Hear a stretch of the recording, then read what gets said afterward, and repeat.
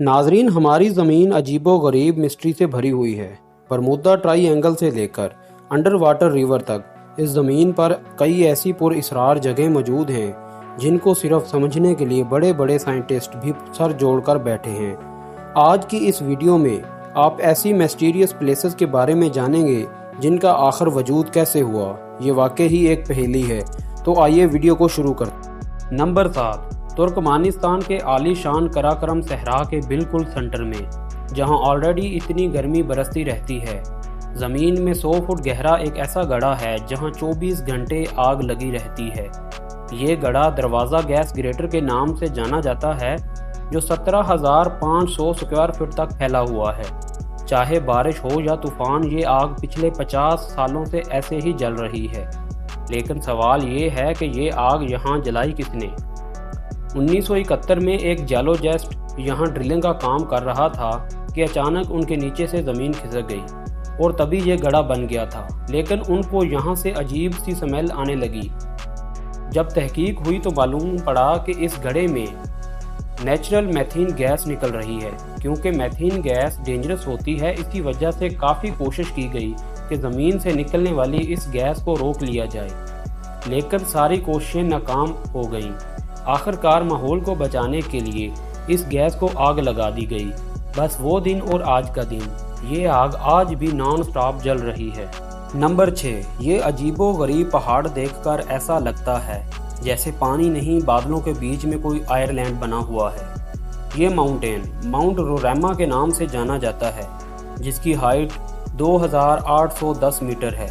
दूसरे पहाड़ों के मुकाबले में माउंट रोरामा के टॉप बिल्कुल फ्लैट है और यहाँ का वाटरफॉल दुनिया का दूसरा ऊंचा तरीन वाटरफॉल कहलाया जाता है। नेशनल जियोग्राफिक की एक टीम के मुताबिक ये माउंटेन 2 बिलियन ईयर से भी ज़्यादा पुराना है और यहाँ पिछले लाखों सालों से कोई इंसान नहीं जा पाया। यानी ये माउंटेन दुनिया से बिल्कुल कटा हुआ था।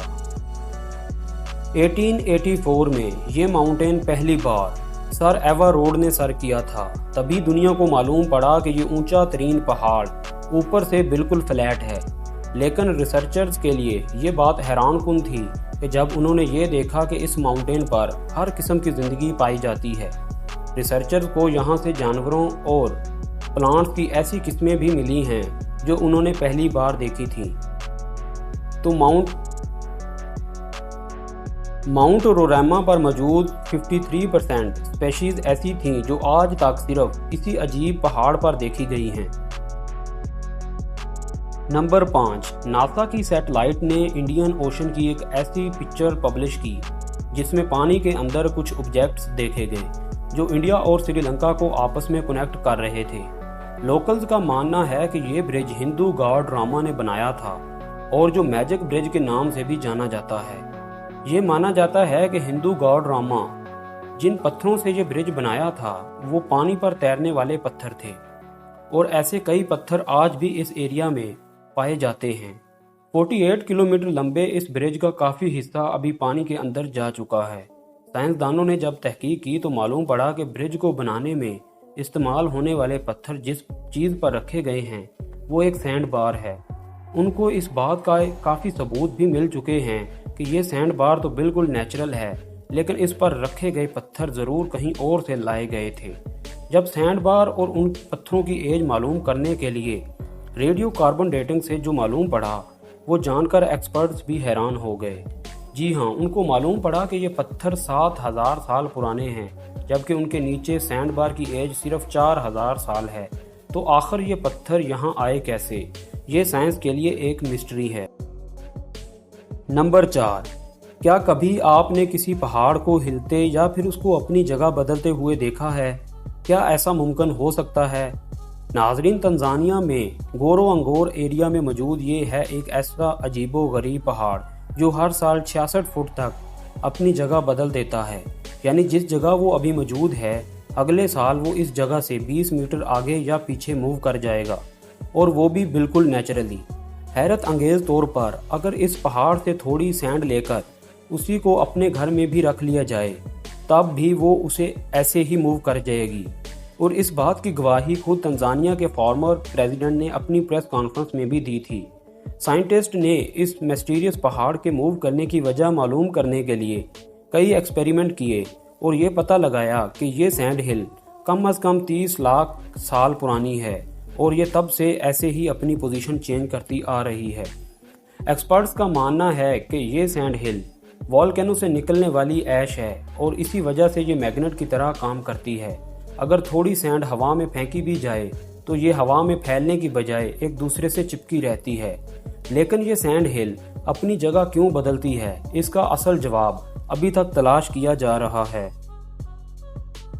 नंबर 3, ये बात तो हम सब जानते ही हैं कि इस धरती पर 29% ज़मीन है और 71% पानी है। वर्ल्ड मैप में अगर देखा जाए तो पूरी दुनिया के समंदर आपस में जुड़े हुए लगते हैं। ऐसा लगता है जैसे हमने सिर्फ इनको अलग अलग नाम दिए हैं, जबकि ये सारे आपस में जुड़े हुए हैं। लेकिन अटलांटिक ओशन और पैसिफिक ओशन के बीच से अगर गुजरा जाए तो ये समंदर के बीचों बीच एक हैरत अंगेज़ मंजर देखने को मिलता है। समंदर के इस मुकाम पर कोई दीवार या कोई बाउंड्री तो नहीं है, लेकिन फिर भी दोनों समंदर के पानी आपस में मिक्स नहीं होते। लेकिन क्यों?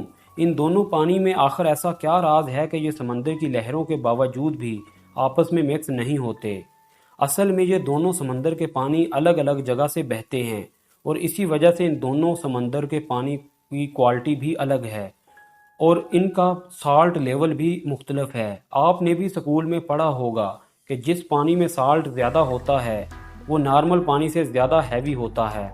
ऐसा ही कुछ होता है इन दोनों समंदरों में भी। साल्ट के साथ इनकी केमिकल कंपोजिशन भी अलग है और यही रीज़न है कि ये दोनों समंदर बिना किसी बाउंड्री के एक दूसरे में मिक्स नहीं होते। नंबर 2, इंडोनेशिया में एक आइलैंड है जो फ्लोरस के नाम से जाना जाता है। इस आइलैंड के हरे भरे पहाड़ों में 3 अनोखी लेक्स हैं। हालांकि ये तीनों लेक्स एक साथ ही बनी हुई हैं, लेकिन इन तीनों लेक्स के कलर बिल्कुल मुख्तलिफ हैं। एक का कलर ब्लैक है, दूसरी का टर्कोइज और तीसरी का ब्लू है। लेकिन इसमें हैरत की बात यह है कि सिर्फ इनके मुख्तलिफ कलर नहीं हैं, हैरान करने वाली बात यह है कि ये तीनों लेक्स अपने कलर बदलती रहती हैं। जी हाँ, कभी एक साल में ये 6 बार अपने रंग बदलती हैं तो कभी साल में सिर्फ 1 बार। लेकिन हिस्ट्री में कभी भी इन तीनों लेक्स का कलर एक जैसा नहीं देखा गया। जहाँ ये लेक मौजूद हैं वो जगह कालीमोटो नेशनल पार्क के नाम से मशहूर है और पार्क ऑफिशियल का कहना है कि इन तीनों लेक के नीचे एक्टिव वोल्केनोज मौजूद हैं, जिनकी वजह से लेक्स केमिकल रिएक्शन का शिकार होती रहती हैं।